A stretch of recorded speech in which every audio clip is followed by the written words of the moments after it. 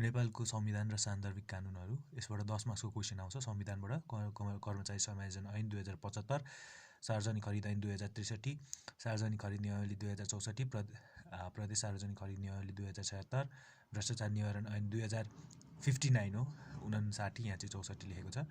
सम्पत्ति शुद्धिकरण ऐन 2064, प्रदेश सूचनाको हक सम्बन्धी ऐन 2076, प्रदेश सुशासन ऐन 2077 र सङ्घ प्रदेश तथा स्थानीय तहका निजामती सेवा सम्बन्धी कानुनहरू। ल निजामती सेवाका कर्मचारीको आचरण सम्बन्धी नियमावली 2065 फागुन 19 गते यो प्रमाणीकरण भएको रहेछ। 30वटा दफा छ यसमा र यसमा 25 दफामा चाहिँ व्यक्तिगत आचरण छ भने 11मा परिचय पत्र पोसाक लगाउनु पर्ने, 9मा व्यापार व्यवसाय गर्न नहुने, 12मा राजनीतिक तटस्थता हुनुपर्ने र 14मा सेवा प्रवाह छ। अर्को छ निजामती कर्मचारी योगदान कोष सञ्चालन नियमावली 2069 कार्तिक महिना 20 गते 7 महिना 20 गते यो प्रमाणीकरण भएको रहेछ। 17वटा दफा छ। अर्को छ निजामती कर्मचारी कल्याणकारी कोष नियमावली 2072, यो 2072 को साउनको 25 गते 2072 4 25 गते निजामती कर्मचारी कल्याणकारी कोष नियमावली भएको रहेछ। यसको हेड चाहिँ मुख्य सचिव हुन्छ। कर्मचारी समायोजन ऐन 2075, कर्मचारी समायोजन ऐन 2075 मा कहिले प्रमाणीकरण भएको रहेछ भन्दाखेरि फागुन 10 गते 2075 फागुन 10 गते। कतिवटा दफा छन् भन्दाखेरि 30वटा दफा छन् हैन। र यसको प्रस्तावनामा के छ भन्दाखेरि समायोजन वाञ्छनीय भएकोले सङ्घीय संसदले यो ऐन बनाएको भनेर यस्तै छ हैन।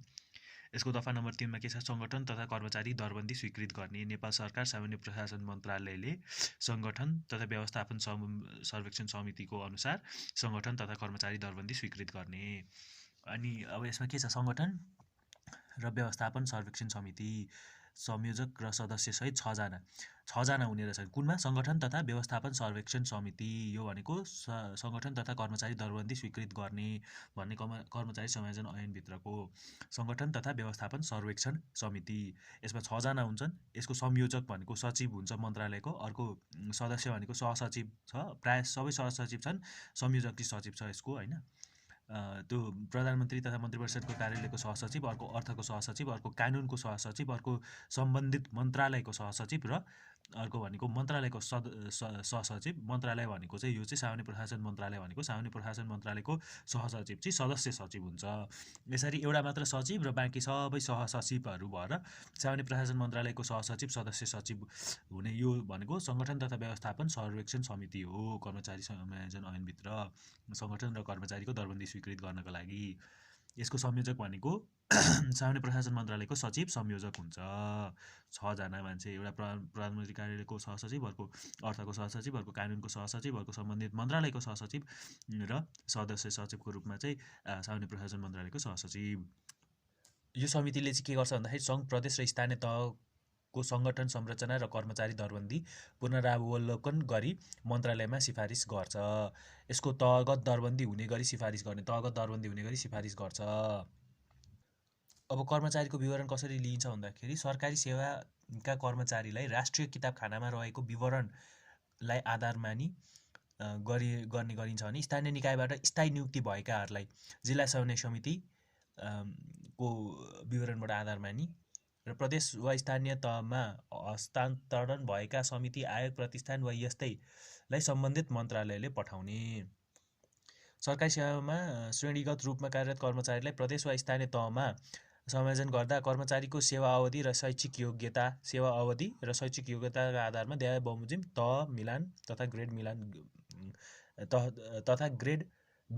तलब वृद्धि गरिन्छ अरे तह मिलान र ग्रेड वृद्धि।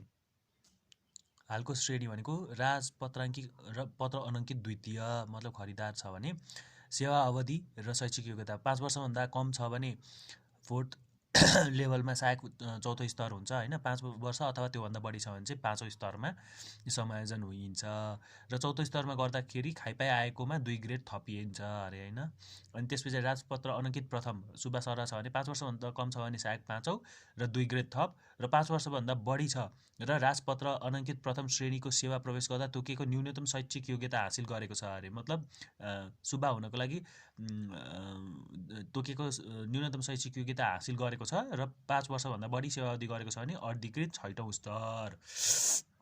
राजपत्राङ्कित तृतीय श्रेणीमा 5 वर्षभन्दा कम छ भने अधिकृत 7औं स्तर +2 ग्रेड वृद्धि। अर्को 5 वर्षभन्दा बढी छ भने अधिकृत 8औं स्तर। राजपत्राङ्कित द्वितीय श्रेणीमा 5 वर्षभन्दा कम छ भने अधिकृत 9औं स्तर +2 ग्रेड वृद्धि र 5 वर्षभन्दा बढी 5 वर्ष र 5 वर्षभन्दा बढी छ भने 10औं तह। राजपत्राङ्कित प्रथम श्रेणी छ भने चाहिँ 11औं तह हुन्छ डाइरेक्ट र 2 ग्रेड वृद्धि। कर्मचारी समायोजनका आधारहरू के छन् भन्दा सङ्घको पदमा समायोजन गर्दाखेरि कार्यरत पदको ज्येष्ठता, कार्यरत पदको तल्लो पदको ज्येष्ठता र उमेरको ज्येष्ठता, यी तीनटा कुरा चाहिँ सङ्घको पदमा समायोजन गर्दाखेरि आउने भयो। अर्को भनेको प्रदेश वा स्थानीय तहको पदमा समायोजन गर्दाखेरि के आधारहरू हेरिन्छ भन्दाखेरि कार्यरत पदको ज्येष्ठता, कार्यरत पदको तल्लो पदको ज्येष्ठता, हाल कार्यरत प्रदेश वा स्थानीय तह, हालको स्थायी बसोबास ठेगाना, नागरिकताको प्रमाणपत्रमा उल्लेखित ठेगाना र उमेरको ज्येष्ठता। काममा खटाइने भनेको स्थानीय सरकार सञ्चालन ऐन 2074 को दफा 84 को उपदफा 3 बमोजिम कानुन नबन्नुन्जेलसम्म जिल्ला समन्वय समिति र गाउँपालिका र नगरपालिकामा नेपाल सरकारले निजामती सेवाको कुनै अधिकृतलाई खटाउन सक्नेछ। अर्को प्रदेश प्रमुख सचिव तथा प्रदेश मन्त्रालयको सचिव। प्रदेश प्रमुख सचिव र मन्त्रालयको सचिवमा सङ्घीय निजामती सेवा पद हुन्। यिनीहरू चाहिँ सङ्घीय निजामती सेवा पद हुन् अरे। प्रदेशको प्रमुख सचिव र प्रदेशको मन्त्रालयको सचिव चाहिँ सङ्घीय निजामती सेवाका पदहरू हुन्, नेपाल सरकारले खटाउने छन्। कानुन बनेपछि स्वतः प्रदेश निजामती सेवाको पद मानिनेछ। कानुन बनिसकेपछि चाहिँ यिनीहरूलाई स्वतः प्रदेश निजामती सेवाको पद मानिनेछ। अहिले चाहिँ यिनीहरू प्रदेश प्रमुख सचिव र मन्त्रालयको सचिव सङ्घीय निजामती सेवाका पद हुन् र नेपाल सरकारले खटाउनेछ। कानुन बनेपछि स्वतः प्रदेश निजामती सेवाको पद मानिनेछ। प्रमुख सचिवमा राजपत्राङ्कित वृत्तीय श्रेणीबाट पठाइनेछ भने मन्त्रालयको सचिवमा राजपत्राङ्कित प्रथम श्रेणीको सम्बन्धित सेवा समूह वा उपसमूह सम्भव भएसम्म ज्येष्ठता र कार्यक्षमताको आधारमा पठाइनेछ। पदपूर्तिको लागि माग गर्न सक्ने भनेको प्रदेश र स्थानीय तहले प्रदेश लोकसेवा आयोगलाई पदपूर्तिको लागि माग गर्न सक्छ। कर्मचारी हाजिर हुनुपर्ने बाटो म्याद बाहेक 21 दिनभित्र कर्मचारीहरू हाजिर हुनुपर्छ स्थानीय तहमा समायोजन भइसकेपछि। तर प्रसुति बिदा वा प्रसुति स्याहार बिदा, क्रिया बिदा, निलम्बनमा रहेको, असाधारण वा अध्ययन बिदामा रहेको, अस्पतालबाट डिस्चार्ज भएको अवधि समाप्त भएको 35 दिनभित्र समायोजन भएको पदमा हाजिर हुनुपर्छ अरे। यी अवधि समाप्त भएको चाहिँ 35 दिनभित्र समायोजन भएको पदमा हाजिर हुनुपर्ने, नभए चाहिँ बाटो म्याद बाहेक 21 दिनभित्र हाजिर हुनुपर्नेछ। हाजिर नभएमा विभागीय सजाय आदेश दिन पाउने अधिकारीले सेवाबाटै अवकाश दिन पाउने रहेछ। समायोजन भएका कर्मचारीको सरुवा अथवा बढुवा भनेको सरुवा भनेपछि प्रदेश कानुन बमोजिम अवधि पुरा भएपछि र बढुवा भनेको एक तह माथिको पद।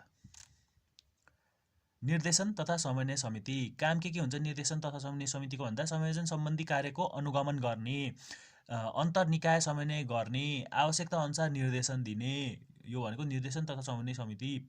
कति जना हुन्छन्? 5 जना हुन्छन् हैन। अब यसमा चाहिँ संयोजक भनेको मन्त्री हुँदो रहेछ, सङ्घीय मामिला तथा सामान्य प्रशासन मन्त्री सङ्घको हैन, सङ्घीय मामिला तथा सामान्य प्रशासन मन्त्री संयोजक।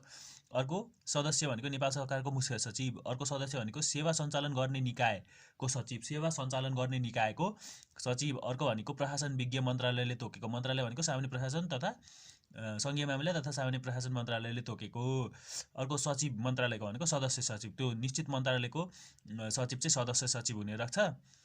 सेवा सञ्चालन गर्ने निकायको सचिव चाहिँ सदस्य हुने रहेछ।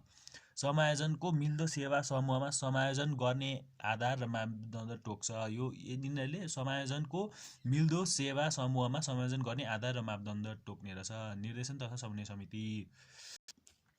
अर्को छ सहजीकरण समिति। सहजीकरण समितिमा चाहिँ संयोजकको हुने रहेछ मुख्य सचिव नेपाल सरकारको, प्रधानमन्त्री तथा मन्त्रिपरिषद कार्यालयको सचिव, मन्त्रालयको सचिव, अर्थ सचिव, कानुन सचिव, सेवा सञ्चालन गर्ने मन्त्रालयको सचिव र सहसचिव यो सामान्य प्रशासन मन्त्रालयको सदस्य सचिवका रूपमा, सहजीकरण समितिमा मुख्य सचिव, बाँकी सबै सचिव 5 जना र सहसचिव भनेपछि टोटल 7 जना। सहजीकरण समिति। दरबन्दीको अभिलेख। दरबन्दीको अभिलेखमा दफा 3 बमोजिमको सङ्गठन संरचना तथा कर्मचारी दरबन्दी स्वीकृत गर्ने यो दरबन्दी र दफा 19 को पुल दरबन्दी सम्बन्धी राष्ट्रिय किताबखानामा दरबन्दीको अभिलेख राखिनेछ। पुल दरबन्दी र दफा 3 बमोजिमको सङ्गठन संरचना तथा कर्मचारीको दरबन्दी स्वीकृत गर्ने। समायोजन भएका कर्मचारीको सङ्घ, प्रदेश वा स्थानीय तहमा, सङ्घमा अथवा प्रदेश वा स्थानीय तहमा छुट्टा छुट्टै अभिलेख राख्ने राष्ट्रिय किताबखानाले। अरू अब यो प्रोत्साहन सुविधा छ 23मा, 25मा दरबन्दी सृजना कसरी हुन्छ भन्ने छ, त्यो भइगयो होइन। 30मा के छ छुट्टै छ। अब सरकारी सेवा भन्नाले के सेवालाई बुझिन्छ भन्दाखेरि निजामती सेवा ऐन 2049, नेपाल स्वास्थ्य ऐन 2053, व्यवस्थापिका संसद सचिवालय सम्बन्धी ऐन 2064, यी ऐन अन्तर्गतलाई सरकारी सेवा भनिन्छ। यी ऐन अन्तर्गत भएका सेवालाई सरकारी सेवा भनिन्छ होइन। के रहेछ? निजामती सेवा ऐन 2049, नेपाल स्वास्थ्य सेवा ऐन 2053 र व्यवस्थापिका संसद सचिवालय सम्बन्धी ऐन 2064। अन्य सेवाका कर्मचारी भनेको स्थानीय निकायबाट स्थायी नियुक्ति पाएका र प्रदेश वा स्थानीय तहमा सेवा हस्तान्तरण भएका समिति, आयोग, प्रतिष्ठान वा सदस्यका स्थायी कर्मचारी, यिनलाई चाहिँ अन्य सेवाका कर्मचारी भनिन्छ। ल, भ्रष्टाचार निवारण ऐन 2059, 64 छ सिलेबसमा तर 59 चाहिँ हो, यही भेट्यो होइन। 2059 59 असार 5 गते, 59 2059 गते यो चाहिँ प्रमाणीकरण भएको, लालमोहर र प्रकाशित भएको। यसमा 65 वटा दफा छन्, 65 वटा दफा छन् भने 5 वटा परिच्छेद छन्। 65 वटा दफा 5 वटा परिच्छेद छन्। नेपालको नागरिक, राष्ट्रसेवक, भ्रष्टाचारी गरी बाहिर बस्ने गैर नेपाली नागरिक समेतलाई लागू हुने। यो कसलाई लागू हुने रहेछ भन्दाखेरि नेपाली नागरिकलाई, राष्ट्रसेवकलाई, भ्रष्टाचार गरी बाहिर बस्ने गैर नेपाली नागरिकलाई समेत, भ्रष्टाचार गरी बाहिर बस्ने गैर नेपाली नागरिकलाई शुद्ध लाग्ने रहेछ यो। अब यसमा भ्रष्टाचार परिच्छेद 2 अन्तर्गतको सजाय हुने कसुर। भ्रष्टाचारको डेफिनेसन भनेको परिच्छेद 2 अन्तर्गतको सजाय हुने कसुर हो। रिश्वत भनेको नगदी, जिन्सी वा अन्य किसिमको लाभ वा सुविधा र घुस समेत। नगदी, जिन्सी वा अन्य किसिमको लाभ वा सुविधा र घुस सहित। यो हो। राजस्व भनेको सार्वजनिक संस्थानलाई तिर्नुपर्ने कर, महसुल, दस्तुर, शुल्क, रोयल्टी, जरिवाना र यस्तै अन्य रकम र त्यसको ब्याज वा जरिवाना अरे। के रहेछ राजस्व भनेको सार्वजनिक संस्थालाई तिर्नुपर्ने कर, महसुल, दस्तुर, शुल्क, रोयल्टी, जरिवाना र यस्तै अन्य रकम र त्यसको ब्याज वा जरिवाना। परिच्छेद 2 भनेको भ्रष्टाचारको कसुर र सजाय सम्बन्धीको व्यवस्था। अब दफा 3 मा के छ भन्दाखेरि रिश्वत लिने दिनेलाई सजाय। रिश्वत लिने दिनेलाई सजाय छ, यो परिच्छेद 2 को दफा 3 आउँछ, दफा 3 भित्रको हो। रिश्वत लिइसकेको भए जफत हुने र कसुरको मात्रा अनुसार देहाय बमोजिमको कैद प्लस बिगो बमोजिमको जरिवाना। रिश्वत लिइसकेको भए त्यो जफत हुने र कसुर अनुसारको कैद र बिगो बराबरको जरिवाना। यसमा चाहिँ जरिवाना र कैद लेखेको होला।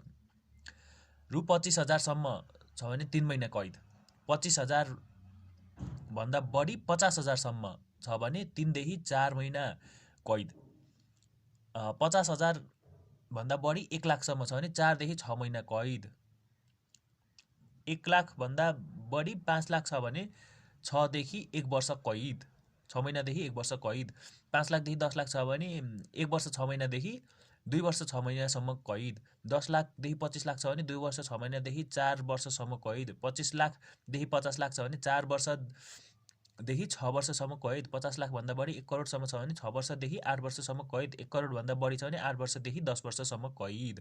यो चाहिँ कैदहरूको मात्र भनेको रहेछ, तर कैद प्लस बिगो बराबरको जरिवाना पनि हान्छ होइन। रिश्वत जति लिएको छ त्यस अनुसारको त्यो रिश्वत त लिने नै भयो र त्यसको बिगो र बिगो बराबरको जरिवाना। के रहेछ त सर्टमा 25,000 सम्म छ भने 3 महिना कैद, 25,000 देखि 50,000 छ भने 3 देखि 4 महिना, 50,000 देखि 1 लाख छ भने 4 देखि 6 महिना, 1 लाखदेखि 5 लाखसम्म छ भने 6 महिनादेखि 1 वर्ष, 5 लाखदेखि 10 लाख, 5 लाख बढी 10 लाखसम्म छ भने 1.5 वर्षदेखि 2 वर्षसम्म, 10 लाख बढी 25 लाखसम्म छ भने 2.5 वर्षदेखि 1.5 वर्षदेखि 2.5 वर्षसम्म रहेछ होइन। 2.5 वर्षदेखि 4 वर्षसम्म चाहिँ 25 लाखसम्म भयो होइन। 4 वर्षदेखि 6 वर्षसम्म 25 भन्दा बढी 50 लाखसम्म, 50 लाखभन्दा बढी 1 करोडसम्म 6 वर्षदेखि 8 वर्ष र 1 करोडभन्दा बढी छ भने 8 देखि 10 वर्ष कैद। कैद र बिगो बमोजिमको जरिवाना छ हैन। रिश्वत लिइसकेको भए त्यो जफत र कैद प्लस बिगो बराबरको जरिवाना। बिना मूल्य वा कम मूल्यमा वस्तु वा सेवा लिने राष्ट्र सेवकलाई सजाय भनेको 6 महिनादेखि 1 वर्ष कैद र बिगो बमोजिमको जरिवाना र वस्तु जफत वा सेवा भए सेवाको बिगो कायम गरी बिगो बराबरको जरिवाना। के रहेछ भन्दाखेरि 6 महिनादेखि 1 वर्ष कैद र बिगो बमोजिम जरिवाना र वस्तु जफत गर्ने सेवा भए सेवाको बिगो कायम गरी बिगो बराबरको जरिवाना। यो भनेको बिना मूल्य वा कम मूल्यमा वस्तु वा सेवा लिने राष्ट्र सेवकलाई सजाय। दान, दातव्य, उपहार वा चन्दा लिनेलाई सजाय। कोसेली सापटीहरू पर्छन् हैन। कोसेली सापटी, दान, दातव्य, उपहार इसेक्ट्रा लिनेलाई चाहिँ 3 महिनादेखि 6 महिना कैद गरी बिगो जफत गरी बिगो जफत जरिवाना रहेनछ। बिगो जफत मात्र हुँदो रहेछ। 3 महिनादेखि 6 महिना कैद दान, दातव्य, उपहार वा चन्दा लिनेलाई कोसेली सापटी। 3 महिनादेखि 6 महिना कैद प्लस बिगो जफत। कमिसन लिनेलाई सजाय। वस्तु, सेवा, ठेक्का, खरिद, भाडा, लिजमा लिँदा वा दिँदा वा बिक्री गर्दा प्राप्त कमिसन, पारिश्रमिक, दलाली दस्तुर, सुविधा वा लाभ प्राप्त भएको मितिले 7 दिनभित्र सम्बन्धित कार्यालयमा दाखिला गर्नुपर्नेछ। नगरेमा दफा 3 बमोजिमको कसुर मानिनेछ। दफा 3 भनेको यो माथिको कसुर र सोही बमोजिमको सजाय र बिगो जफत गरिनेछ। मतलब सरकारी कामको चाहिँ कमिसन लिन पाइँदैन भनेको होला यो। वस्तु, सेवा, ठेक्का, खरिद, भाडा, लिजमा लिँदा वा दिँदा वा बिक्री गर्दा प्राप्त कमिसन, पारिश्रमिक, दलाली दस्तुर, सुविधा वा लाभ प्राप्त भएको मितिले 7 दिनभित्र सम्बन्धित कार्यालयमा दाखिला गर्नुपर्नेछ। नगरेमा दफा 3 बमोजिमको कसुर मानिनेछ र सोही बमोजिमको सजाय र बिगो जफत। सजाय, सोही बमोजिमको सजाय र बिगो जफत गरिनेछ। अर्को, राजस्व चुहावट गर्ने राष्ट्र सेवकलाई सजाय। दफा 3 बमोजिमको कसुर मानिने र सोही बमोजिमको कैद सजाय गरी चुहावट भएको राजस्व रकमको दोब्बर जरिवाना गरिने अरे। चुहावट भएको राजस्व रकमको चाहिँ दोब्बर जरिवाना गरिने। राजस्व चुहावट गर्ने राष्ट्र सेवकलाई सजाय भनेको दफा 3 बमोजिमको कसुर मानिनेछ र सोही बमोजिमको कैदको सजाय गरी चुहावट भएको राजस्व रकमको दोब्बर जरिवाना गरिने। अर्को के छ भन्दाखेरि गैर कानुनी लाभ वा हानि पुर्याउने बदनियतले काम गर्नेलाई सजाय। गैर कानुनी लाभ वा हानि पुर्याउने बदनियतले काम गर्नेलाई सजाय। के सजाय छ भन्दाखेरि 3 महिनादेखि 3 वर्षसम्म कैद। 3 महिनादेखि 3 वर्षसम्म कैद र बिगो खुलेमा बिगो बमोजिम जरिवाना गरी बिगो असुल उपर गरिने। बिगो असुल उपर र बिगो बराबरको जरिवाना र 3 महिनादेखि 3 वर्षसम्म कैद। यो भनेको गैर कानुनी लाभ वा हानि पुर्याउने बदनियतले काम गर्नेलाई सजाय भयो। र बिगो खुलेन भने 3 महिनादेखि 3 वर्षसम्म सजाय त छँदैछ कैद र 10,000 देखि 50,000सम्म जरिवाना। यो गैर कानुनी लाभ वा हानि पुर्याउने बदनियतले काम गर्नेलाई सजाय भन्दा यस्तो काम भनेको कस्तो हुन्छ भन्दाखेरि प्रोजेक्टको feasibility or pre feasibility study norms एसेक्ट्रामा बढी काम देखाउने, लो क्वान्टिटी मेटेरियललाई युज गर्ने अथवा त्यसको अप्रुभ गर्ने, लो क्वालिटी वर्कलाई चाहिँ डन गर्ने अथवा अप्रुभल गर्ने, impractical increase in cost estimate, cost इस्टिमेटको इम्प्र्याक्टिकल इन्क्रिज। अर्को भनेको फल्स बिल गरी भुक्तान दिने, फल्स बिलमा भुक्तान दिने होइन। अरू भनेको एक्सेस गुड बाई गर्ने, मतलब धेरै सामान किनिदिने सरकारी पैसामा। इम्प्र्याक्टिकल भ्यालुएसन अफ पब्लिक प्रपर्टीको इम्प्र्याक्टिकल भ्यालुएसन लगाउने। अनि illegal transfer or use of public प्रपर्टीको इलिगल ट्रान्सफर अथवा युज गर्ने होइन जग्गाहरू। Impractical high valuation of collateral प्रोपर्टिजको हाई भ्यालुएसन गरिदिने, that is to be taken for public entity लिनेको कोलाट्रलको हाई भ्यालुएसन गरिदिने। बाइङ अफ डिग्रेड क्वालिटीका सामानहरू बाई गर्ने, एक्सपायर्ड गुड्स, एक्सपायर गरेका गुड्स र buying them by impractical increase cost र इम्प्र्याक्टिकल इन्क्रिज कस्टले बाई गर्ने। यी सबै कामहरू भनेको चाहिँ गैर कानुनी लाभ वा हानि पुर्याउने बदनियतले गर्ने कामहरू हुन् र यिनीहरू गरे बाबत चाहिँ 3 महिनादेखि 3 वर्षसम्म कैद र बिगो खुलेमा बिगो बराबरको जरिवाना र बिगो असुल उपर र बिगो नखुलेमा 3 महिनादेखि 3 वर्षसम्म कैद र 10,000 देखि 50,000सम्म जरिवाना। राष्ट्र सेवकले साधन फिर्ता नगरेमा 1,000 देखि 5,000सम्म जरिवाना। राष्ट्र सेवकले अन्य सार्वजनिक सम्पत्तिमा हानि नोक्सानी गरेमा 2 वर्ष कैद वा बिगो बमोजिमको जरिवाना वा दुवै सजाय। 2 वर्ष कैद, बिगो बमोजिमको जरिवाना वा दुवै सजाय राष्ट्र सेवकले अन्य सार्वजनिक सम्पत्तिमा हानि नोक्सानी गरेमा। अर्को भनेको अन्य व्यक्तिले शपथ, कबुलियत, सम्झौता, ठेक्का, लाइसेन्स, पर्मिट, इजाजत पत्र, प्रतिज्ञापत्र वा डिलरसिप अनुसार शर्त पालना नगरेमा अन्य व्यक्तिले 2 वर्षसम्म कैद वा बिगो बमोजिमको जरिवाना गरी बिगो जफत। जरिवाना पनि बिगो जफत पनि 2 वर्ष कैद वा बिगो बमोजिमको जरिवाना गरी बिगो जफत। यो दुईटामा एउटा हुने रहेछ होइन। गलत लिखत तयार गर्ने राष्ट्र सेवकलाई सजाय। गलत लिखत तयार गर्ने राष्ट्र सेवकलाई चाहिँ के सजाय हुन्छ भन्दाखेरि 3 महिनादेखि 1 वर्षसम्म कैद र 10,000 देखि 50,000 जरिवाना। गलत लिखत। अर्को भनेको गलत अनुवाद गर्नेलाई सजाय। 3 महिनादेखि 1 वर्षसम्म कैद र 10,000 देखि 50,000 जरिवाना। एउटै रहेछ। गलत लिखत तयार गर्ने राष्ट्र सेवकलाई र गलत अनुवाद गर्नेलाई सजाय। एउटै रहेछ है। सरकारी कागजातलाई सच्याउनेलाई सजाय। 3 महिनादेखि 2 वर्षसम्म कैद र 50,000 जरिवाना सरकारी कागज सच्याउनेलाई। अर्को सरकारी वा सार्वजनिक संस्थाको कागजात नोक्सान गर्नेलाई सजाय। यो कागजात नोक्सान गर्नेलाई के सजाय हुन्छ भन्दाखेरि 6 महिनादेखि 1 वर्षसम्म कैद कागजातको नोक्सान गर्नेलाई र 10,000 देखि 50,000 जरिवाना। 6 महिनादेखि 1 वर्ष कैद र 10,000 देखि 50,000 जरिवाना। अर्को भनेको प्रश्नपत्रको गोपनीयता भङ्ग गर्ने वा परीक्षाको परिणाम फेरबदल गर्नेलाई सजाय। त्यस्तो राष्ट्र सेवकले 3 महिनादेखि 1 वर्ष कैद र 5,000 देखि 10,000 जरिवाना। प्रश्नपत्र आउट गर्ने अथवा रिजल्टमा फेरबदल गर्नेलाई चाहिँ 3 महिनादेखि 1 वर्ष कैद र 5,000 देखि 10,000 जरिवाना। गैर कानुनी व्यवसाय गर्ने राष्ट्र सेवकलाई सजाय। 3 महिनादेखि 6 महिना कैद र 10,000 देखि 50,000 जरिवाना र त्यसरी आर्जन गरेको सम्पत्तिको जफत। 3 महिनादेखि 6 महिना कैद 10,000 देखि 50,000 जरिवाना र त्यसरी आर्जन गरेको सम्पत्ति जफत। तर पब्लिक लिमिटेड कम्पनीको पब्लिक सेल ओपन गरेको सेयर खरिद गर्न पाउने। त्यही भएर आइपिओ सेकेन्डरी सेयरहरू खरिद गर्न पाउँछन्। नपाएको ओहदा पाएँ भन्नेलाई सजाय। नपाएको ओहदा पाएँ भन्नेलाई सजाय भनेको 1 वर्षदेखि 2 वर्षसम्म कैद र 50,000 देखि 1 लाखसम्म जरिवाना। 1 वर्षदेखि 2 वर्षसम्म कैद र 50,000 देखि 1 लाखसम्म जरिवाना। झुट्टा विवरण दिनेलाई सजाय। नागरिकता वा शैक्षिक योग्यताको झुट्टा विवरण दिएमा वा प्रमाण पेश गरेमा 6 महिनादेखि 1 वर्ष कैद र 10,000 देखि 20,000 जरिवाना। झुट्टा विवरण नागरिकता वा शैक्षिक योग्यतामा दिँदाखेरि 6 महिनादेखि 1 वर्ष कैद र 10,000 देखि 20,000 जरिवाना। सम्पत्ति विवरणमा बढाई वा लुकाई विवरण दिएमा, बढाएमा अथवा लुकाई विवरण दिएमा चाहिँ 1 महिनादेखि 3 महिना कैद र 10,000 जरिवाना प्लस लुकाएर राखेको सम्पत्ति जफत। र लुकाएर राखेको सम्पत्ति भयो त्यो जफत। कति? 1 महिनादेखि 3 महिना कैद, 10,000 जरिवाना र लुकाएर राखेको सम्पत्ति जफत। सार्वजनिक सम्पत्तिको हानि नोक्सानी गर्नेलाई सजाय। दुरुपयोग मासेमा निजी प्रयोग गरेमा दफा 3 बमोजिमको सजाय प्लस हानि नोक्सानी भएको सम्पत्ति असुल उपर। दफा 3 बमोजिमको सजाय र हानि नोक्सानी भएको सम्पत्ति असुल उपर। दुरुपयोग मासेमा वा निजी प्रयोग गरेमा। गैर कानुनी दबाब दिनेलाई सजाय। ज्यान मार्ने, अपहरण गर्ने, इज्जतमा धक्का गर्ने एसेक्ट्रा यस ऐन अन्तर्गत सजाय हुने कसुर गर्न लगाएमा। ज्यान मार्ने, अपहरण गर्ने वा इज्जतमा धक्का दिने न्युले यस ऐन अन्तर्गत सजाय हुने कसुर गर्न लगाएमा त्यस्तो कसुर गर्न लगाउनेलाई 4 वर्षदेखि 8 वर्षसम्म कैद र 1 लाखदेखि 5 लाखसम्म जरिवाना। गैर कानुनी दबाब दिनेलाई कति हुनेछ? 4 वर्षदेखि 8 वर्ष कैद र 1 लाखदेखि 5 लाखसम्म जरिवाना। गलत प्रतिवेदन दिनेलाई सजाय। लेखा परीक्षण गर्ने राष्ट्र सेवक वा अन्य व्यक्तिले अध्ययन वा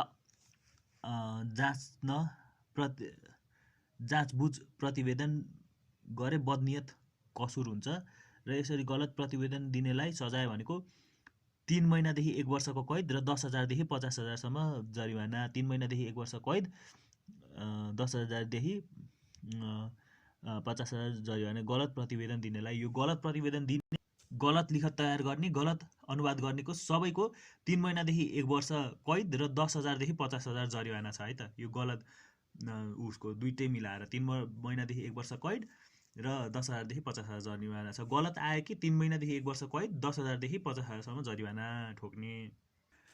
गैर कानुनी रूपमा सम्पत्ति आर्जन गरेको मानिने राष्ट्र सेवकले मानिने गैर कानुनी रूपमा सम्पत्ति आर्जन गरेको मानिने राष्ट्र सेवकले गरेमा बिगो अनुसार 2 वर्षसम्म कैद र बिगो बमोजिम जरिवाना र आर्जन गरेको गैर कानुनी सम्पत्ति समेत जफत। गैर कानुनी रूपमा सम्पत्ति आर्जन गरेको मानिने। बिगो अनुसार 2 वर्षसम्म कैद, बिगो बमोजिमको जरिवाना र आर्जन गरेको गैर कानुनी सम्पत्ति समेत जफत। उद्योग गर्नेलाई सजाय।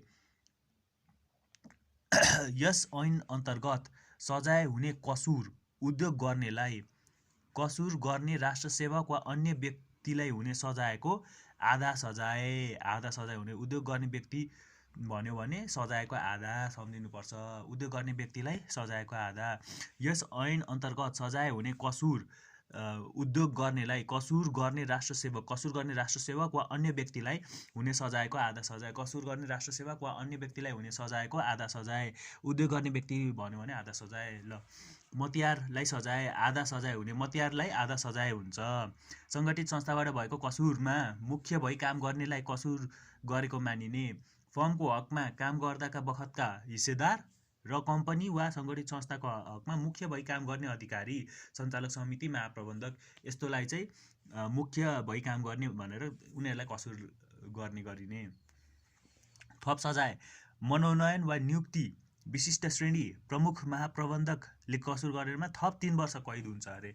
ओहो, मनोनयन वा नियुक्ति नेपाल सरकारद्वारा मनोनयन वा नियुक्ति भएका विशिष्ट श्रेणीका प्रमुख महाप्रबन्धक हरू जस्ताले कसुर गरेमा थप 3 वर्षको कैद हुन्छ। भ्रष्टाचारको कसुरको अनुसन्धान, तहकिकात र मुद्दा हेर्ने यो परिच्छेद 3 मा छ हैन। अनुसन्धान अधिकृत भनेको अनुसन्धान अधिकारीले तोक्ने। अनुसन्धान अधिकृतलाई चाहिँ अधिकारीले तोक्छ अरे। आफू मातहतका अधिकारी वा कुनै सरकारी अधिकृत वा सार्वजनिक संस्थाको कुनै अधिकृतलाई नियुक्त गर्ने वा तोक्ने गरिन्छ अरे अनुसन्धान अधिकारीले। अभियुक्तलाई थुनामा राख्ने। अनुसन्धान अधिकृतले थुनुवा पुर्जी दिई थुनामा राख्न सक्नेछ, तर यसरी राख्दा 24 घण्टाभन्दा बढी राख्नुपर्ने भएमा मुद्दा हेर्ने अधिकारी समक्षबाट अनुमति लिई राख्नुपर्नेछ। सन्तोषजनक तहकिकात भइरहेको देखिएमा एकै पटक वा पटक पटक गरी 30 दिन नबढ्ने गरी बढीमा 6 महिनासम्म थुनामा राख्न सक्ने अनुमति दिन सकिनेछ। अन्य निकायको सहयोग लिन सक्ने अरे। प्रहरी कर्मचारीलाई काममा लगाउँदाखेरि अनुसन्धान अधिकारीले दिएको आदेश प्रहरी महानिरीक्षकको आदेश सरह हुन्छ। प्रहरी कसको आदेश सरह? प्रहरी महानिरीक्षकको आदेश सरह अनुसन्धान अधिकारीको आदेश हुनेछ। स्वतः निलम्बन हुने भनेको तहकिकात वा मुद्दाको किनारा नहुन्जेलसम्म निलम्बन रहने। निलम्बनको केमा कुरा छ भन्दा 28(1), 30 को 3, 31 र 36 मुद्दा दायर यतिमा निलम्बन छ हैन। तामेली राख्ने। अर्को मुद्दा दायर गर्ने भनेको अधिकार प्राप्त मुद्दा हेर्ने अधिकारी समक्ष मुद्दा दायर गर्ने। अब छ परिच्छेद 4 राष्ट्रिय सतर्कता केन्द्र। राष्ट्रिय सतर्कता केन्द्र परिच्छेद 4 मा छ। यो भनेको प्रधानमन्त्रीको प्रत्यक्ष रेखदेख र नियन्त्रणमा स्थापना गर्ने नेपाल सरकारले स्थापना गर्ने। प्रधानमन्त्रीको प्रत्यक्ष रेखदेख र नियन्त्रणमा नेपाल सरकारले स्थापना गर्ने राष्ट्रिय सतर्कता केन्द्र हो। यसको प्रमुख भनेको निजामती सेवाको विशिष्ट श्रेणीको अधिकृत। निजामती सेवाको विशिष्ट श्रेणीको अधिकृत भनेको सचिव हुन्छ रहेछ यसको प्रमुख हैन। राष्ट्रिय सतर्कता केन्द्र र राष्ट्रिय सतर्कता केन्द्रको काम कर्तव्य अधिकार। परिच्छेद 5 मा के छ भन्दाखेरि विविध विवरण लिने वा कारोबार वा खाता रोक्का राख्न सकिने। नराख्ने नेपाल स्थित बैंक वा वित्तीय संस्थाले प्रमुखलाई अनुसन्धान अधिकारीले 50,000 सम्म यसरी खाता रोकाराख भन्दाखेरि नराख्ने बैंक तथा वित्तीय संस्थाको प्रमुखलाई अनुसन्धान अधिकारीले 50,000 सम्म जरिवाना गराउन सक्नेछ। अर्को राहदानी जारी नगर्न वा रोक्का राख्न सक्ने। अर्को भनेको स्थान छोड्नबाट बन्देज गर्न सक्ने। अर्को भनेको म्याद तामेली सम्बन्धी व्यवस्था। अर्को भनेको सूचना प्रकाशन गर्ने। 30 दिनको म्याद लिई अनुसन्धान विषयको विवरण उल्लेख गरी राष्ट्रिय स्तरको समाचार पत्र विदेशीको हकमा अङ्ग्रेजी दैनिक, विदेशीको हकमा चाहिँ अङ्ग्रेजी दैनिकमा मिनिमम 2 पटकसम्म सूचना प्रकाशन गर्नुपर्ने छ। सूचना कसरी प्रकाशन गर्नुपर्ने छ भन्दाखेरि 30 दिनको म्याद दिई अनुसन्धान विषयको विवरण उल्लेख गरी राष्ट्रिय स्तरको समाचार पत्रमा र विदेशीको हकमा अङ्ग्रेजी दैनिकमा मिनिमम 2 चोटि प्रकाशन गर्नुपर्ने छ। विदेशी व्यक्तिको सम्पत्ति रोक्का राख्न आदेश दिन सक्ने। यो आदेशको पालना सबैले गर्नुपर्ने र नगरेमा अनुसन्धान अधिकारीले 1 लाखसम्म जरिवाना गर्न सक्ने र यो आदेश पालना नगरे बापत नेपाल सरकारलाई हुने हानिको सो समेतको निजबाट भराइने। झुट्टा उजुर गर्नेलाई सजाय 5,000 सम्म जरिवाना। झुट्टा उजुर गर्नेलाई 5,000 सम्म जरिवाना रहेछ। के रहेछ भन्दाखेरि यसको चाहिँ दुःख दिने नियतले राष्ट्रसेवक वा व्यक्ति उपर झुट्टा उजुर दिएमा 5,000 सम्मको जरिवाना तिराउने रहेछ हैन। सम्पत्ति विवरण सम्बन्धी व्यवस्था। सम्पत्ति विवरण 60 दिनभित्र गर्ने हरेक आर्थिक वर्षको समाप्त भएको मितिले 60 दिनभित्र हरेक आर्थिक वर्ष समाप्त भएको मतलब असारमा समाप्त हुन्छ 60 दिनभित्र साउन भदौभित्र गर्नुपर्ने छ। आफ्नो र आफ्नो परिवारको नाममा रहेको सम्पत्तिको स्रोत वा निस्सा सहितको अद्यावधि सम्पत्तिको स्रोत वा निस्सा सहितको अद्यावधि गराउनुपर्ने 60 दिनभित्र सम्पत्ति विवरण। यो म्यादभित्र पेश गर्न नसक्ने कारण देखाई म्याद थप अनुरोध गरेमा 30 दिनसम्मको म्याद थप अरू 30 दिनसम्मको म्याद थप गर्न मिल्ने रहेछ। थप म्यादमा पनि बुझाउन नसकेमा 5000 जरिवाना गैर कानुनी सम्पत्ति अनुमान गरी अनुसन्धान गर्न सक्ने अरे। 5000 जरिवाना ठोक्ने र गैर कानुनी हो भनेर अनुसन्धान सुरु गर्न सक्ने। अर्को भनेको बाधा विरोध गर्नेलाई सजाय। अनुसन्धान अधिकारीको प्रतिवेदनको आधारमा मुद्दा हेर्ने अधिकारीले 6 महिनासम्म कैद वा 5000 सम्म जरिवाना वा दुवै गर्न सक्छ। बाधा विरोध गर्नेलाई चाहिँ अनुसन्धान अधिकारीको प्रतिवेदनको आधारमा मुद्दा हेर्ने अधिकारी मतलब सिडिओ अथवा जजले चाहिँ 6 महिनादेखि 6 महिना कैद वा 6 महिनासम्मको कैद वा 5000 सम्मको जरिवाना वा दुवै गराउन सक्छ बाधा विरोध गर्नेलाई हैन। संशोधन खारिजी र बचाउ। राजस्व चुराट अनुसन्धान तथा नियन्त्रण ऐन 2052 संशोधन गर्छ यो ऐनले र भ्रष्टाचार निवारण ऐन 2017 खारेज गर्छ। भ्रष्टाचार निवारण ऐन 2017 खारेज गर्छ र राजस्व चुहावट अनुसन्धान तथा नियन्त्रण ऐन 2052 लाई संशोधन गर्छ। सम्पत्ति शुद्धिकरण ऐन 2064 सम्पत्ति शुद्धिकरण मनी लन्ड्रिङ निवारण ऐन 2064 सम्पत्ति शुद्धिकरण ऐन लेखेको छ तर सम्पत्ति शुद्धिकरण मनी लन्ड्रिङ निवारण ऐन भनेर भनिन्छ हैन। यसको प्रमाणीकरण भनेको 2064 साल माघको 14 गते 2064 साल 10 महिना 14 गते। यसमा 47 वटा दफाहरू छन् र एउटा अनुसूची छ। यसमा परिच्छेद भनेको 11 वटा छन् तर 1 देखि 8 सम्म छन् 3 क 6 क र 6 ख गरेर छ हैन। र यो अनुसूचीमा चाहिँ सम्बद्ध कसुर भन्ने छ जम्मा एउटा अनुसूची रहेछ 47 दफा एउटा अनुसूची 2064 साल माघ 14 गते सम्पत्ति शुद्धिकरण ऐन 2064। प्रस्तावना। अपराधजन्य कार्यबाट प्राप्त सम्पत्ति शुद्धिकरण तथा आतंकवादी क्रियाकलापमा वित्तीय लगानी गर्ने कार्यलाई निवारण गर्ने सम्बन्धी कानुनी व्यवस्था गर्न वाञ्छनीय भएकाले व्यवस्थापिका संसदले बनाएको हो।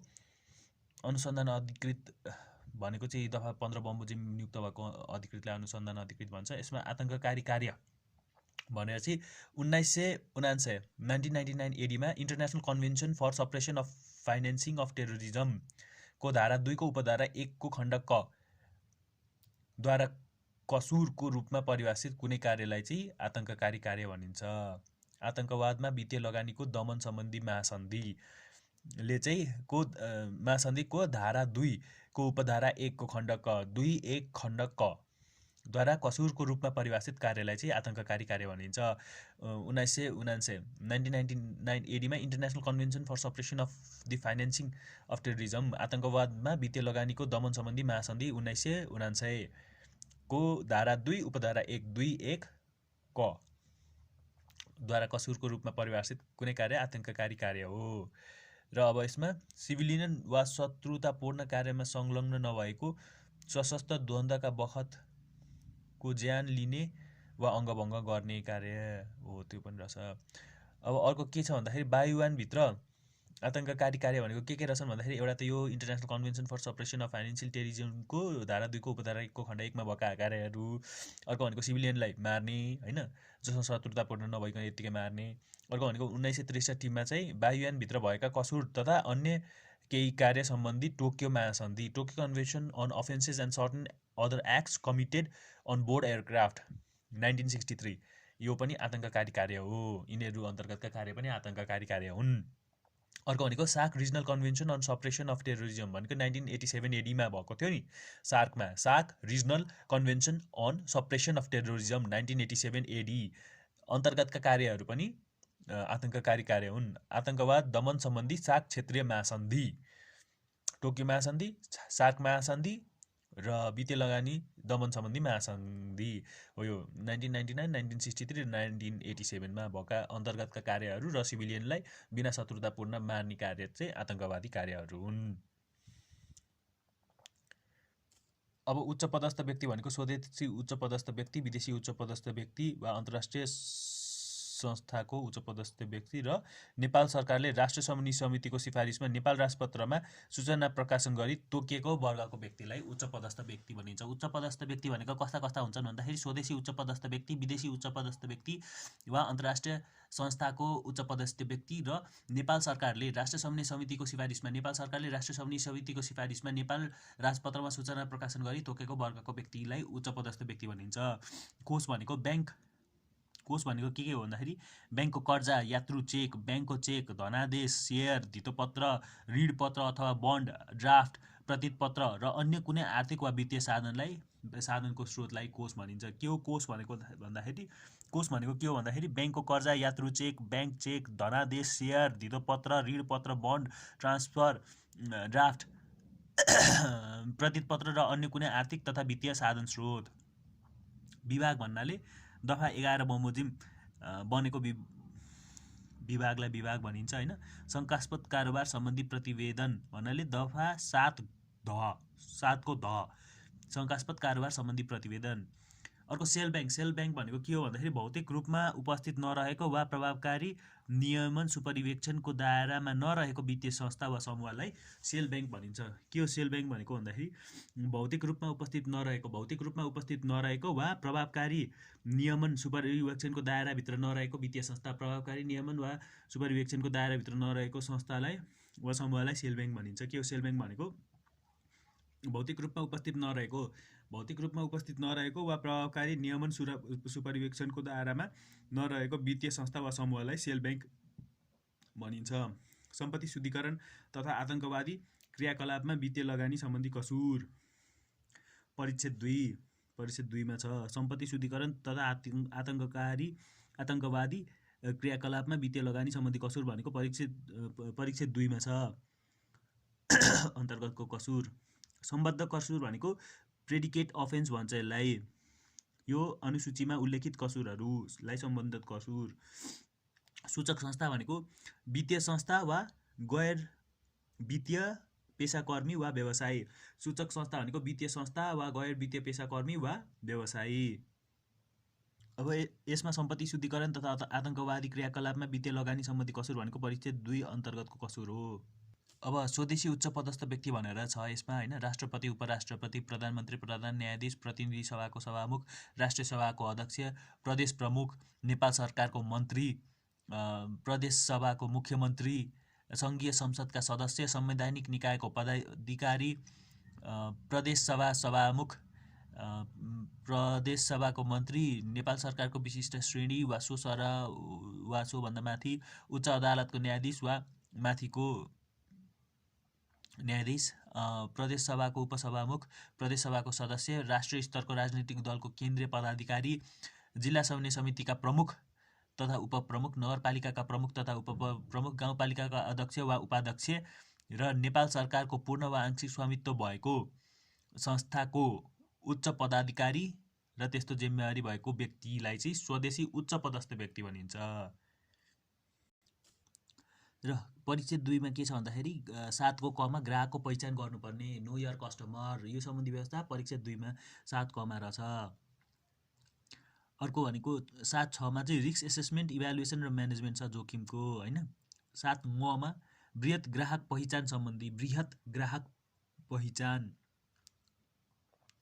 7.6 मा सरलीकृत ग्राहक पहिचान सम्बन्धी व्यवस्था। 7.10 मा अभिलेख सुरक्षित राख्नुपर्ने, सूचक संस्थाले सम्बन्ध समाप्त भएको वा कारोबार भएको वा आकस्मिक कारोबार भएको मितिले 5 वर्षसम्म अभिलेख वा कागजातहरू दुरुस्त रूपले राख्नुपर्नेछ। सूचक संस्थाले कति वर्षसम्म कागजातहरू दुरुस्त राख्नुपर्नेछ भन्दाखेरि 5 वर्षसम्म। शङ्कास्पद कारोबार सम्बन्धी प्रतिवेदन 5 वर्षसम्म सुरक्षित राख्नुपर्नेछ। एक त कागजात पनि 5 वर्षसम्म राख्नु पर्यो र शङ्कास्पद कारोबार सम्बन्धी प्रतिवेदन छ भने त्यो पनि 5 वर्षसम्म राख्नु पर्यो सूचक संस्थाले।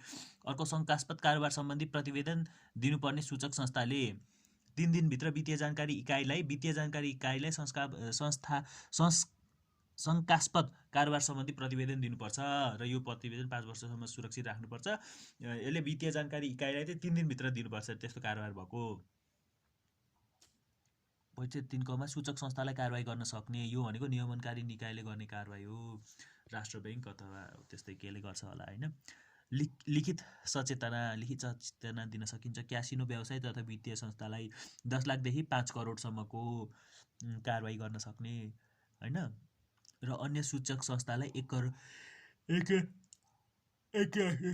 करोडसम्म कारबाही वा सजाय चित्त नबुझे सूचक संस्थाले 35 दिनभित्र उच्च अदालत समक्ष पुनरावेदन दिन सक्ने। 35 दिनभित्र उच्च अदालत समक्ष पुनरावेदन सूचक संस्थाले। ल परिच्छेद 4 मा के छ भन्दाखेरि समन्वय समिति तथा वित्तीय जानकारी इकाइ सम्बन्धी व्यवस्था।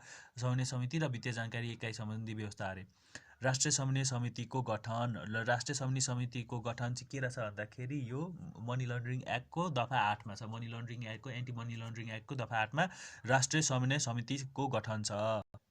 सम्पत्ति शुद्धिकरण तथा आतंकवादी क्रियाकलापमा वित्तीय लगानी सम्बन्धी कसुर निवारण गर्ने सम्बन्धमा अन्तर निकाय बीच समन्वय गर्न र नेपाल सरकारलाई आवश्यक सुझाव दिनको लागि द्याय बमोजिमको एक राष्ट्रिय समन्वय समितिको गठन हुने छ। यसको संयोजक भनेको सचिव हुन्छ।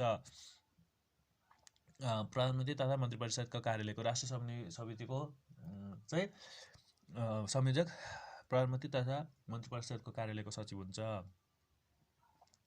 अर्थको सचिव हुन्छ, कानुनको सचिव हुन्छ, गृहको सचिव हुन्छ, परराष्ट्र सचिव हुन्छ, नायब महान्यायाधिवक्ता हुन्छ। अर्को भनेको अख्तियारको सचिव हुन्छ। अर्को भनेको नेपाल राष्ट्र ब्याङ्कको डिप्युटी गभर्नर हुन्छ। अर्को भनेको प्रहरी महानिरीक्षक हुन्छ। अर्को भनेको प्रमुख सम्पत्ति शुद्धिकरण अनुसन्धान विभागको प्रमुख हुन्छ। सम्पत्ति शुद्धिकरण अनुसन्धान विभागको प्रमुख हुन्छ सदस्य होइन।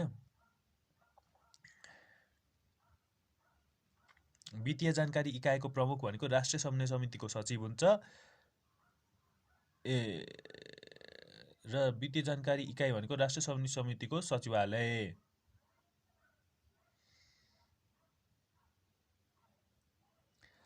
यसरी वित्तीय जानकारी इकाइको प्रमुख भनेको राष्ट्रिय समन्वय समितिको सचिव र वित्तीय जानकारी इकाइ भनेको चाहिँ राष्ट्रिय समन्वय समितिको सचिवालयका रूपमा हुन्छ। कतिजना सदस्य हुने रहेछन् त 10 जना हुने रहेछन् राष्ट्रिय समन्वय समितिमा। मुख्य सचिव भनेको चाहिँ राष्ट्रिय समन्वय समितिको संयोजक भनेको चाहिँ प्रधानमन्त्री तथा मन्त्री परिषद कार्यालयको सचिव हुन्छ। अर्को अर्थको सचिव, कानुनको सचिव, गृहको सचिव, परराष्ट्र सचिव, महान्यायाधिवक्ता, अख्तियारको सचिव, राष्ट्र ब्याङ्कको डिप्युटी गभर्नर, प्रहरी महानिरीक्षक, प्रमुख सम्पत्ति शुद्धिकरण तथा अनुसन्धान विभागको। 8 मा राष्ट्रिय समन्वय समितिको काम कर्तव्य अधिकार छ भने 9 मा के छ वित्तीय जानकारी इकाइ। ल यो पनि इम्पोर्टेन्ट छ। वित्तीय जानकारी इकाइ भनेको स्वायत्त तथा स्वतन्त्र इकाइ हो। राष्ट्र ब्याङ्कमा रहने एक वित्तीय जानकारी इकाइ रहन्छ। राष्ट्र ब्याङ्कमा रहने एक वित्तीय जानकारी इकाइ। वित्तीय जानकारी इकाइको प्रमुख को हुन्छ भन्दाखेरि नेपाल राष्ट्र ब्याङ्कको प्रथम श्रेणीको अधिकृत मध्ये एक हुन्छ। वित्तीय जानकारी इकाइको प्रमुख भनेको नेपाल राष्ट्र ब्याङ्कको प्रथम श्रेणीका अधिकृत मध्ये एउटा हुन्छ। अर्को गभर्नरले नियुक्त गर्ने रहेछ वित्तीय जानकारी इकाइको प्रमुखलाई, प्रथम श्रेणीको अधिकृत। ल 10 मा के छ भन्दा वित्तीय जानकारी इकाइको काम कर्तव्य र अधिकार। शङ्कास्पद कारोबार सम्बन्धी प्रतिवेदन नदिने वा यस ऐन अन्तर्गतको शर्त पालना नगर्ने वा आदेश दिएको कागजात वा जानकारी उपलब्ध नगराउने सूचक संस्थालाई वित्तीय जानकारी इकाइले गम्भीरताका आधारमा 10 लाख रुपियाँसम्म जरिवाना गर्न सक्ने रहेछ। के रहेछ भन्दाखेरि शङ्कास्पद कारोबार सम्बन्धी प्रतिवेदन नदिने वा यस ऐन अन्तर्गत शर्त पालना नगर्ने वा आदेश दिएको कागजात वा जानकारी उपलब्ध नगराउने सूचक संस्थालाई वित्तीय जानकारी इकाइले गम्भीरताका आधारमा 10 लाख रुपियाँसम्म जरिवाना गर्ने। चित्त नबुझ्ने सूचक संस्थाले 35 दिनभित्र उच्च अदालतमा पुनरावेदन गर्न पाउने। अर्को भनेको वित्तीय जानकारी इकाइले कुनै सूचक संस्थालाई जरिवाना गरेमा 7 दिनभित्र सोको जानकारी नियमनकारी निकायमा दिनुपर्ने। त्यही हो। अब कारोबार सम्बन्धी प्रतिवेदन दिनुपर्ने। कुनै व्यक्तिले सीमाभन्दा बढी कारोबार गरेमा सूचक संस्था तथा सरकारी निकाय भनेको मालपोत, कम्पनी रजिस्ट्रार कार्यालय तथा अन्य निकायले त्यस्तो कारोबार भएको मितिले 15 दिनभित्र वित्तीय जानकारी इकाइमा जानकारी उपलब्ध गराउनु पर्नेछ। कति दिनभित्र? 15 दिनभित्र कारोबार सम्बन्धी प्रतिवेदन दिनुपर्ने अरे। कुनै व्यक्तिले सीमाभन्दा बढी कारोबार गरेमा सूचक संस्था तथा सरकारी निकायले त्यस्तो कारोबार भएको मितिले 15 दिनभित्र वित्तीय जानकारी इकाइमा जानकारी उपलब्ध गराउनु पर्नेछ। सूचनाको गोपनीयता कायम गर्नुपर्छ। परिच्छेद 5 मा के छ भन्दाखेरि विभागको स्थापना। नेपाल सरकारले एक सम्पत्ति शुद्धिकरण अनुसन्धान विभाग, यो पनि अर्को इम्पोर्टेन्ट छ। सम्पत्ति शुद्धिकरण अनुसन्धान विभागको चाहिँ कतिमा रहेछ भन्दा 11 मा छ होइन। 11 मा विभागको स्थापना भनेको सम्पत्ति शुद्धिकरण अनुसन्धान विभाग नेपाल सरकारले एक सम्पत्ति शुद्धिकरण अनुसन्धान विभाग स्थापना गर्नेछ र विभागको प्रमुख भनेको कम्तीमा प्रथम श्रेणीको अधिकृतबाट हुनेछ। सम्पत्ति शुद्धिकरण अनुसन्धान विभागको प्रमुख भनेको प्रथम श्रेणीको अधिकृत हुनेछ अरे। विभागको स्थापना भनेको नेपाल सरकारले एक सम्पत्ति शुद्धिकरण अनुसन्धान विभागको स्थापना गर्नेछ र विभागका प्रमुखमा कम्तीमा प्रथम श्रेणीका अधिकृत हुनेछन् हैन। परिच्छेद 6 मा के छ भन्दाखेरि अनुसन्धानमा दिएको आदेश पालना नगर्ने व्यक्तिलाई अनुसन्धान अधिकृतको प्रतिवेदनका आधारमा विभाग प्रमुखले 5 लाख रुपैयाँसम्म जरिवाना गर्नेछ। के रहेछ भन्दाखेरि अनुसन्धानमा दिएको आदेश पालना नगर्ने व्यक्तिलाई अनुसन्धान अधिकृतको प्रतिवेदनका आधारमा विभाग भनेको सम्पत्ति शुद्धिकरण अनुसन्धान विभाग प्रमुखले 5 लाख रुपैयाँसम्म जरिवाना गर्न सक्ने। अनुसन्धानका लागि थुनामा राख्न सक्ने भनेपछि एकपटक वा पटक गरी 30 दिनमा नबढ्ने गरी 90 दिनसम्म थुनामा राख्न अनुमति दिन सक्ने। सम्पत्ति वा साधन रोक्का राख्न वा नियन्त्रणमा लिएमा अनुसन्धान अधिकृतले 3 दिनभित्र लिखित जानकारी सम्बन्धित व्यक्तिलाई दिनुपर्नेछ। त्यो उसको सम्पत्ति रोक्का राख्ने वा नियन्त्रण लिएमा 3 दिनभित्र लिखित जानकारी दिनुपर्नेछ सम्बन्धित व्यक्तिलाई। 7 दिनभित्र सो प्रतिवेदनको मुद्दा हेर्ने अधिकारी समक्ष दिनुपर्नेछ। सोको जानकारी 7 दिनभित्र मुद्दा हेर्ने अधिकारी समक्ष दिनुपर्नेछ। कारोबारको नियमित अनुगमन गर्न सक्ने। कन्टिन्युड मोनिटरिङ अर्डर निरन्तर अनुगमन आदेश। कन्टिन्युड मोनिटरिङ अर्डर जेनरली 3 महिना भन्दा बढी नहुने गरी त्यस्तो आदेश दिनुपर्नेछ। कारोबारको नियमित अनुगमन गर्न सक्ने कन्टिन्युड मोनिटरिङ अर्डर चाहिँ जेनरली 3 महिना भन्दा बढी नहुने गरी त्यस्तो आदेश दिनुपर्नेछ। र यो अनुगमन कसले गर्छ भन्दाखेरि राष्ट्रिय समन्वय समितिले गर्छ। अनुगमन राष्ट्रिय समन्वय समितिले गर्छ। परिच्छेद 7 मा के भनेको छ भन्दाखेरि दण्ड सजाय 30 नम्बरको दफामा रहेछ। दफा 3 को उपदफा 1 बमोजिम सम्पत्ति शुद्धिकरण सम्बन्धी कसुरमा बिगोको दोब्बर प्लस कसुरको गम्भीरता हेरी 2 वर्षदेखि 10 वर्षसम्म कैद।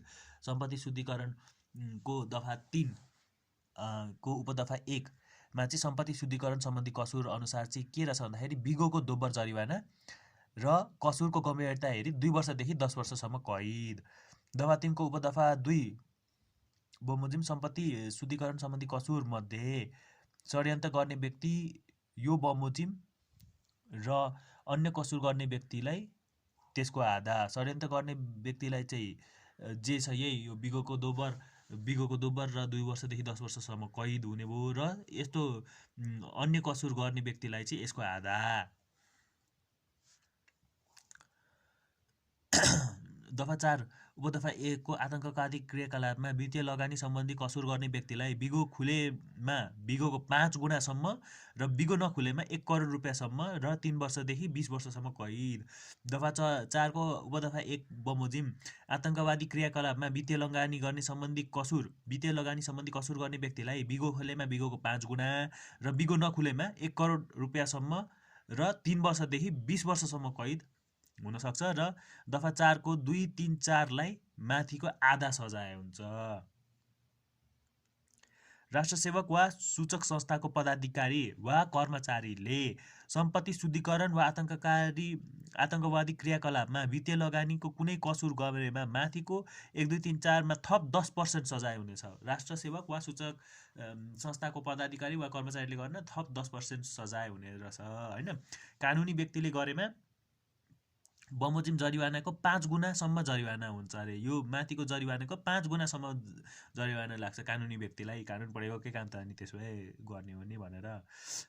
र अरू कसैले गरेमा बिगो खुलेमा बिगो जफत गरी बिगो बमोजिमको जरिवाना र बिगो नखुलेमा 10 लाखसम्मको जरिवाना हुन्छ। गोपनीयता भङ्ग गर्नेलाई सजाय 1 महिनादेखि 3 महिनासम्म कैद वा 1 लाखसम्म जरिवाना वा दुईटै सजाय। गोपनीयता भङ्ग गर्नेलाई 1 महिनादेखि 3 महिनासम्म कैद, 1 लाख जरिवाना र दुईटै सजाय। प्रमाण लुकाउने वा नष्ट गर्नेलाई हुने सजाय सम्पत्ति शुद्धिकरण तथा आतंकवादी क्रियाकलापमा वित्तीय लगानी सम्बन्धी कसुर मानिने कार्यको प्रमाण लुकाउन वा नष्ट गर्ने व्यक्तिलाई 1 महिनादेखि 3 महिनासम्म कैद वा 50,000 देखि 1 लाखसम्म जरिवाना वा दुईटै सजाय। के हुन्छ भन्दाखेरि 1 महिनादेखि 3 महिनासम्म कैद वा 50,000 देखि 1 लाखसम्म जरिवाना वा दुईटै सजाय हुन्छ प्रमाण लुकाउने वा नष्ट गर्ने व्यक्तिलाई सम्पत्ति शुद्धिकरण तथा आतंकवादी क्रियाकलापमा वित्तीय लगानी सम्बन्धी कसुर मानिने कार्यको। र यस कार्य गर्न सहयोग गर्नेलाई सजायको आधा हुन्छ। सहयोग गर्नेलाई सजायको आधा, यसको आधा। बाधा विरोध गर्नेलाई सजाय। अनुसन्धान सम्बन्धी काम कारबाहीमा अनुसन्धान अधिकृतको प्रतिवेदनको आधारमा मुद्दा हेर्ने अधिकारीले दिन्छ होइन बाधा विरोध गर्नेलाई 6 महिना कैद वा 50,000 जरिवाना वा दुईटै। 6 महिनासम्म कैद वा 50,000 जरिवाना वा दुईटै। हैरानी वा झन्झट दिनेलाई सजाय। दुःख हैरानी दिन झुटो उजुरी दिनेलाई 10,000 रुपियाँसम्म जरिवाना। सम्पत्ति शुद्धिकरणले चाहिँ 10,000सम्म जरिवाना भनेको रहेछ, भ्रष्टाचारले चाहिँ 5,000 जरिवाना भनेको थियो होइन हो। भनेपछि हैरानी वा झन्झट दिनेलाई सजाय कति रहेछ? दुःख हैरानी दिनको लागि झुटो उजुरी दिनेलाई 10,000सम्म जरिवाना। राष्ट्रिय जोखिम मूल्याङ्कन भनेको यो गर्ने प्रमुख दायित्व भनेको कार्यान्वयन समितिको हुन्छ।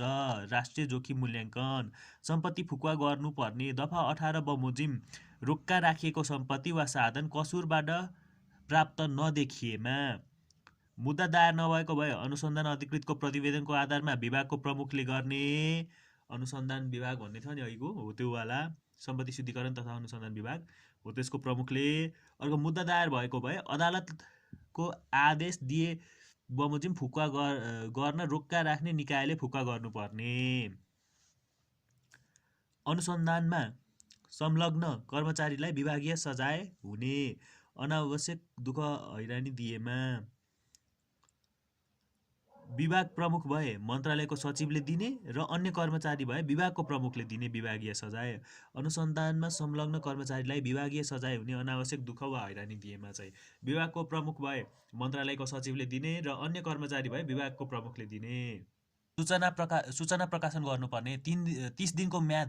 30 दिनको म्याद दिई राष्ट्रिय स्तरको समाचार पत्रमा, विदेशीको हकमा, अङ्ग्रेजी दैनिकमा कम्तीमा 2 पटकसम्म सूचना प्रकाशन गर्नुपर्नेछ। यसलाई रितपूर्वक सूचना दिएको वा म्याद त्यामेल भएको मानिनेछ। सूचना वा जानकारी प्रकट गर्न नहुने। ब्याङ्क तथा वित्तीय संस्थाले क्यासिनोहरूले गरेमा 10 लाखसम्म नियमनकारी निकायले के अरे जरिवाना तिराउन सक्छ। अर्को भनेको गैर वित्तीय पेसाकर्मी वा व्यवसायले नन फाइनेन्सियल प्रोफेसनलले गरेमा अप टु 2 लाखसम्म नियमनकारी निकायले जरिवाना गराउन सक्छ। सूचक सङ्गठित संस्थाको कर्मचारीलाई विभागीय सजाय हुन्छ। विभाग प्रमुख, विभागको कर्मचारी, अनुसन्धान अधिकारीलाई अख्तियारवालाले विभागीय सजाय दिन सक्छ। अर्को भनेको वित्तीय जानकारी इकाइको प्रमुख वा कर्मचारीलाई अख्तियारवालाले विभागीय सजाय। यो भनेको सूचना वा जानकारी प्रकट गर्न नहुने। वित्तीय संस्था र क्यासिनो छ भने 10 लाखसम्म जरिवाना। गैर वित्तीय पेसाकर्मी वा व्यवसाय छन् भने 2 लाखसम्म जरिवाना। सूचक सङ्गठित संस्थाको कर्मचारी छ भने विभागीय सजाय। विभाग प्रमुख, विभागको कर्मचारी वा अनुसन्धान अधिकारी छ भने अख्तियारवालाले विभागीय सजाय। अर्को भनेको वित्तीय जानकारी इकाइको प्रमुख वा कर्मचारी छ भने अख्तियारवालाले विभागीय सजाय। पुरस्कार दिने भनेको सुराकीलाई कसुर प्रमाणित भई कायम भएको बिगो रकमको 10% वा 10 लाख मध्ये जुन घटी हुन्छ सो पुरस्कार दिने। सुराकीलाई कसलाई दिन्छ पुरस्कार भन्दा जसले सुराक लाउँछ होइन, सुराकी भन्छन् त्यस्तालाई, सुराकीलाई दिन्छ। कसुर प्रमाणित भई कायम भएको बिगो रकमको चाहिँ 10% वा 10 लाख मध्ये जुन घटी हुन्छ त्यही। यसरी हामीले यस भिडियोमा कर्मचारी समायोजन ऐन 2075, भ्रष्टाचार निवारण सम्बन्धी ऐन 2059 र सम्पत्ति शुद्धिकरण ऐन 2064 पढ्यौँ।